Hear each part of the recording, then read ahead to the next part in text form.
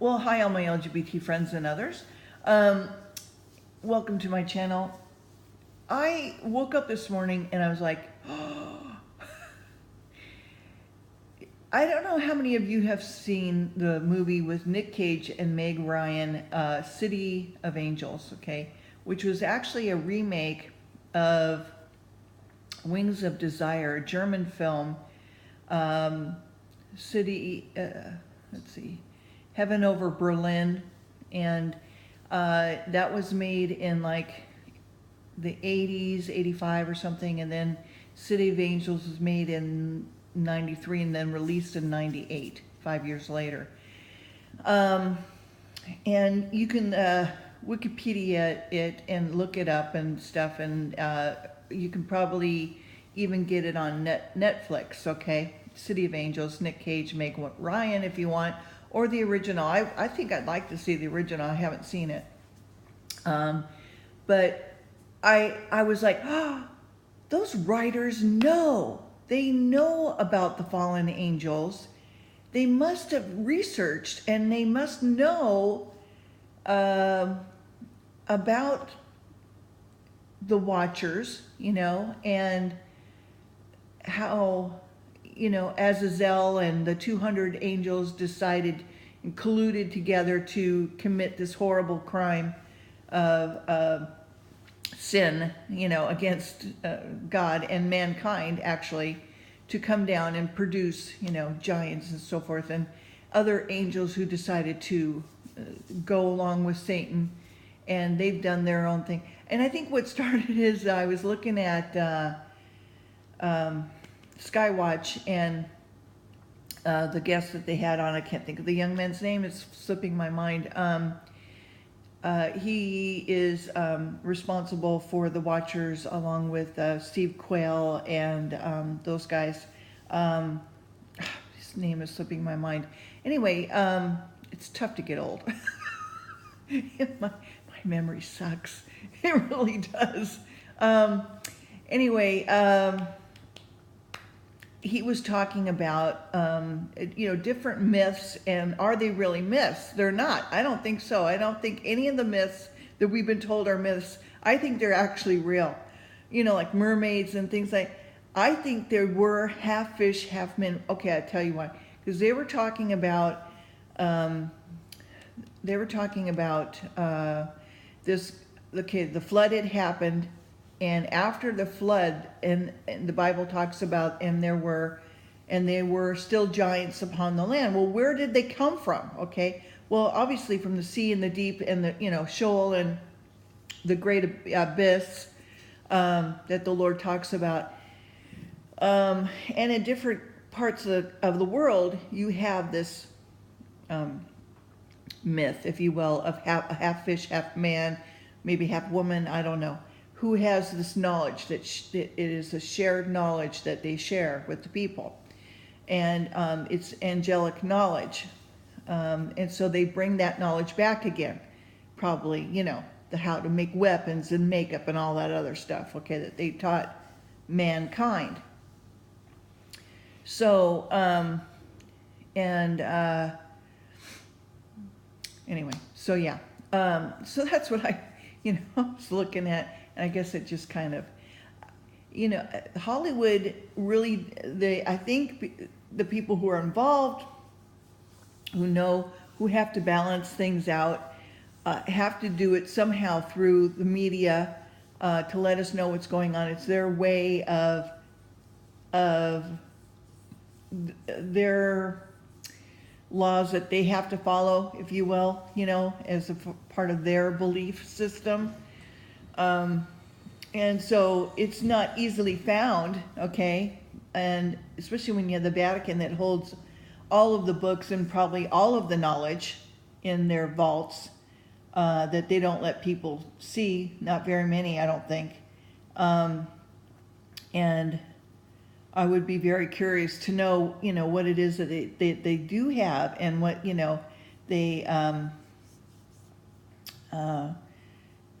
it would be that would be really cool to be able to know, what's really going on. But again, knowledge is power, and so therefore they won't, allow you to um,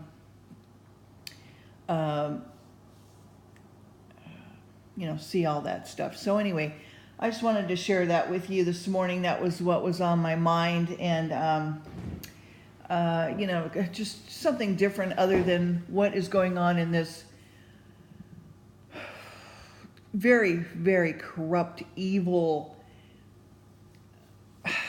political stuff that's going on, especially with Hillary.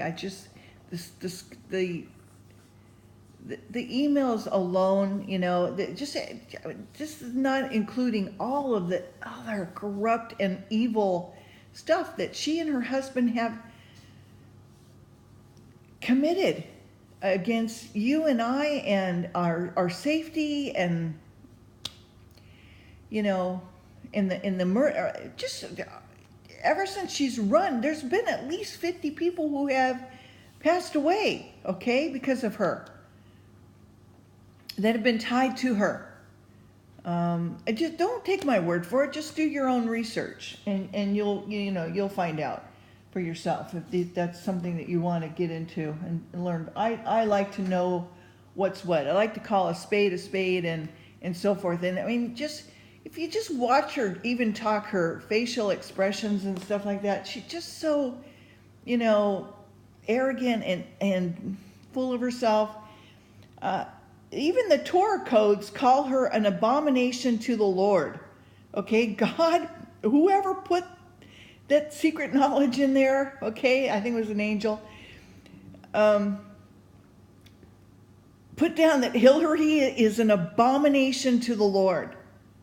Okay, look it up. Look up Torah codes, Richard Shaw, okay? Hillary and Trump. Look at the codes and what they say. She's an Amorite. Amorite, yeah. One of those ites, okay? She's, yeah. Anyway, okay. So let's continue, shall we, with God's word. And speaking of ites, we're going to go the Canaanites afraid, okay? Chapter 5. Circumcision is renewed. The Passover kept at Gilgal. An angel appears to Joshua. Oh, that would be just so cool. Amorites, okay? She's an Amorite. Or Malachite, or something, I forget. You gotta look at the codes.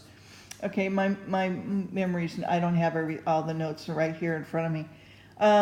Okay, so, and it came to pass, when all the kings of the Amorites, which were on the side of Jordan westward, and all the kings of the Canaanites, which were by the sea, heard that the Lord had dried up the waters of Jordan from before the children of Israel until we were passed over, that their heart melted, neither was their spirit in them anymore because of the children of Israel. So basically, they probably had a heart attack, okay? And at the time the Lord said unto Joshua, make thee 3 sharp knives, circumcise again the children of Israel the second time. And Joshua made him sharp knives and circumcised the children of Israel at the hill of their foreskins. And this is the cause why Joshua did circumcise all the people that came out of Egypt that were male, even all the men of war, died in the wilderness by the way, after they came out of Egypt. Now all the people that came out were circumcised, but all the people that were born in the wilderness by the way, as they came forth out of Egypt, them they had not circumcised. So the next generations, weren't circumcised. For the children of Israel walked 40 years in the wilderness until all the people that were men of war, which came out of Egypt, were consumed because they obeyed not the voice of the Lord, unto whom the Lord swore that he would not show them the land which the Lord swore unto their fathers that he would give us, a land that flowed with milk and honey. And their children, whom he raised up in their stead, them Joshua circumcised, for they were uncircumcised because they had not circumcised them by the way. And it came to pass that when they had done the circumcising, all the people that abode in their place in the camp until they were whole, until they were, healed, because that's a little bit painful process. And the Lord said unto Joshua, this day I have rolled away the reproach of Egypt from off of you. Wherefore the name of the place is called Gilgal until this day. And it's still called that, I guess, Gilgal. And the children of Israel encamped in Gilgal and kept the Passover on the 14th day of the month at eve in the plains of Jericho. And they did eat of the old corn of the land on the morrow after the Passover, unleavened cakes, parched corn in the self same day. And the manna ceased on the morrow after they had eaten of the old corn of the land, neither had the children of Israel manna any more, but they did eat of the fruit of the land of Canaan that year. And it came to pass, when Joshua was by Jericho, and he lifted up his eyes and looked, and behold, there stood a man over against him with his sword drawn in his hand. And Joshua went up to him and said unto him, Art thou for us, or for our adversaries? And he said, Nay, but as captain of the host of the Lord I now come. And Joshua fell on his face to the earth, and did worship, and said unto him, What saith my Lord unto this servant? And the captain of the Lord's host said unto Joshua, Loosen thy shoe from off of thy foot, for the place where thou standest is holy. And Joshua did so. You notice that everybody that encounters an angel, or anybody from the Lord, they always fall flat on their face, and and start worshiping, and they really shouldn't, because they're an angel. They're also a servant of the Lord, of God, but they are holy. And I'm wondering if that wasn't maybe Michael, because he says here, "And the captain of the Lord's hosts." Well, a captain, maybe not. Anyway, very interesting to know who that captain was. All right, so we'll stop there because I'm almost out of time, and we'll go into chapter 6 next time. And I do hope that you have a great hump day, and please vote for Trump so that we can change and turn around our country. Please spread the word, and I do hope that you're well. Do me a thumbs up, like, and share, and take care of yourselves. All right, bye-bye, guys.